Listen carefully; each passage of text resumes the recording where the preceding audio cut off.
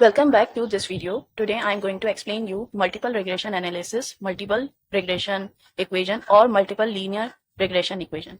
अच्छा, इसमें हमें मल्टीपल रिग्रेशन इक्वेशन फाइंड करना है, तो हमें कैसे फाइंड करना है और क्या स्टेप्स हैं और इसका क्वेश्चन किस तरह होना चाहिए कि जो है इसमें मल्टीपल रिग्रेशन ही अप्लाई होगा। तो सबसे पहले देखिए क्वेश्चन को आप देख लीजिए कि इसमें क्या होगा। देखिए, a study was performed on wear of a bearing Y. Y given है, its relationship to x1 that is oil viscosity and x2 load. The following data were obtained. अच्छा, इसमें Y जो है वो है डिपेंडेंट। डिपेंड किस में कर रहा है? x1 और x2 पे, जो कि इंडिपेंडेंट वेरिएबल्स। x1 विस्कोसिटी है ऑयल की और x2 है लोड।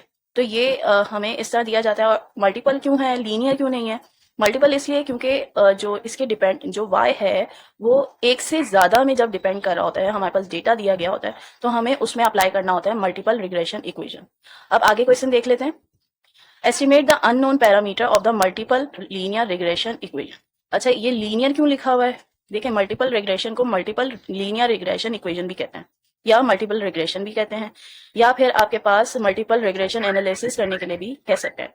इसके पैरामीटर्स फाइंड करना है। पैरामीटर्स क्या होते हैं? जो आपकी इक्वेशन होती है, जो आपको इक्वेशन फाइंड करनी होती है, उसकी जो कोफिशिएंट्स होते हैं वो ये हैं पैरामीटर्स, अननोन होते हैं, वो हमें फाइंड करने होते हैं। अब नेक्स्ट क्वेश्चन में लिखा हुआ है प्रिडिक्ट वेयर। वेयर क्या है? ये y है। y को फाइंड करना है when oil viscosity is 20 and load is 1200। तो ये कैसे फाइंड करेंगे? देखें, ये जब इक्वेशन हमारी आ जाएगी तो उसमें हम वैल्यूज पुट करेंगे तो हमारे पास वेयर भी आ जाएगा। कैसे स्टार्ट करना है, किस तरह का प्रोसेस करना है, ये मैं अभी आपको बताती हूँ। और देखिए, जो मैं आपको स्टेप बाय स्टेप सारे प्रोसीजर बताऊंगी, चाहे किसी तरह का भी क्वेश्चन आए तो आपको उसी तरह फॉलो करना है। और आप कोई भी क्वेश्चन कितना भी कॉम्प्लिकेटेड होगा, अगर वही स्टेप्स फॉलो किए करेंगे तो आपके पास इक्वेशन भी आ जाएगी और आपको ये प्रिडिक्ट या फाइंड करने के लिए बोला होगा वाई की वैल्यू, तो वो भी निकल जाएगा।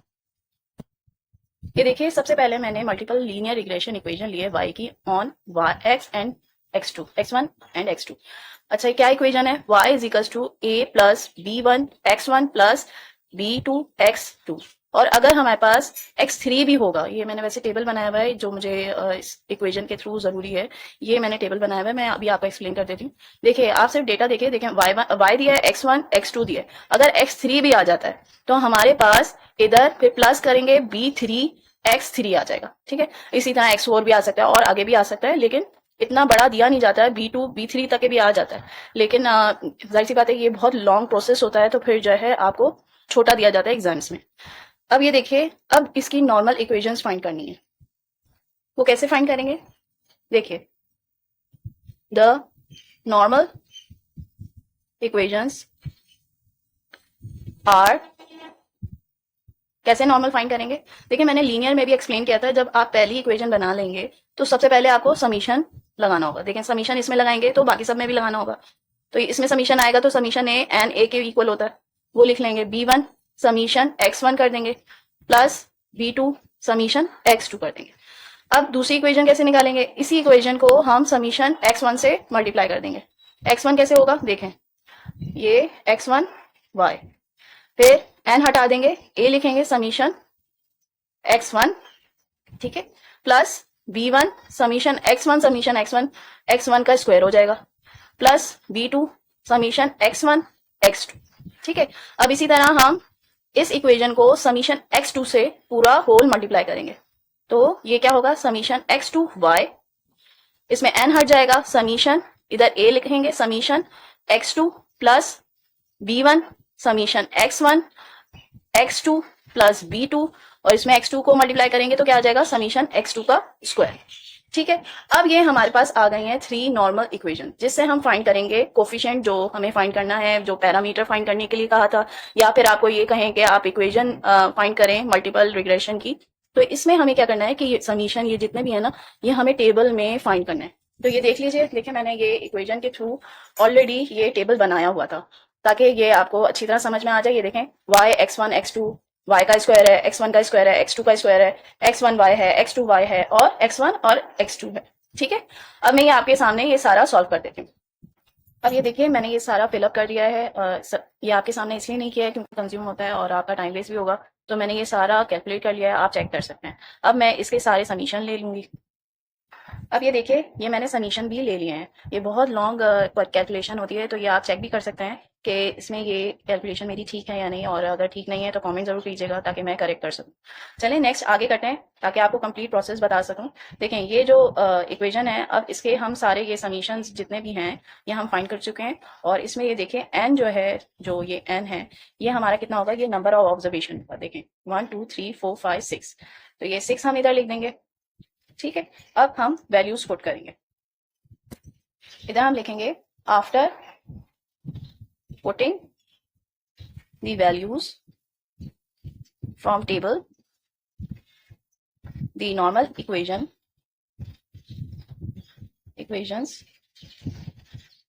will be, नॉर्मल इक्वेशन क्या हो जाएंगी, ये देखिए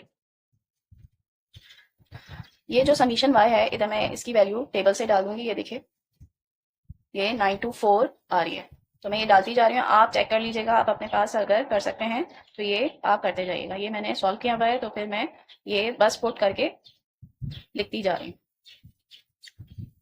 b1 ऐसी रहेगा क्योंकि b1 हमने फाइंड नहीं किया, समीशन x1 की वैल्यू डाली है। इसमें समीशन x2 की वैल्यू पहले डालूंगी फिर b2 लिखूंगी। तो ये है 98 b2, सही 20299.8 is equals to 155.8 plus 5264.81 b1 plus 178,309.6 b2 93590663988a plus 178,309.6 b1 plus 7036496 b2। अच्छा, ये सारी इक्वेशंस मैंने लिख ली हैं। अब इसे कैसे सॉल्व करेंगे, इसमें से a b1 और b2 की कैसे वैल्यू निकालेंगे, ये देखिए ये जो है मैंने कैलकुलेटर प्ले स्टोर से डाउनलोड किया है। आपके पास कैशो का होगा कैलकुलेटर, अगर नहीं है तो आप डाउनलोड कर लीजिए। और एग्जाम में तो मोबाइल ले जाने नहीं देंगे, तो आपके पास कैलकुलेटर साइंटिफिक होना चाहिए। तो ये जो है आप मॉड में जाएंगे, मॉड में जाने के बाद आप ये वैल्यूज पुट करेंगे। तो ये जो इजिकल्स टू से पहले वाली वैल्यू है ना, ये सारी मैं आखिर में डालूंगी। बाकी a b1 और b2 की ना सबसे पहले मैं शुरू के 3 में डालती जाऊंगी, और सबसे आखिर जो डी का कॉलम है ना, वो इजिकल्स टू से पहले जो मैंने वैल्यूज लिखी थी ना, वो उसमें डाल दूंगी। फिर इस तरह हमारे पास वैल्यूज आ जाएंगी। ये आप प्रोसेस देख लीजिए। ये सारी वैल्यूज डालने के बाद जब आपके पास वैल्यूज आ जाएंगी तो इजिकल्स टू जब आप दबाएंगे तो पहली वैल्यू जो आएगी x1 लिखा हुआ होगा, तो वो हमारे पास होगा a की वैल्यू। a की वैल्यू आएगी हमारे पास सबसे पहले 350.994। कुछ वैल्यूज मैंने राउंड ऑफ कर दी हैं, आप ये देख सकते हैं, और मैं इसे फिर उतार लेती हूँ।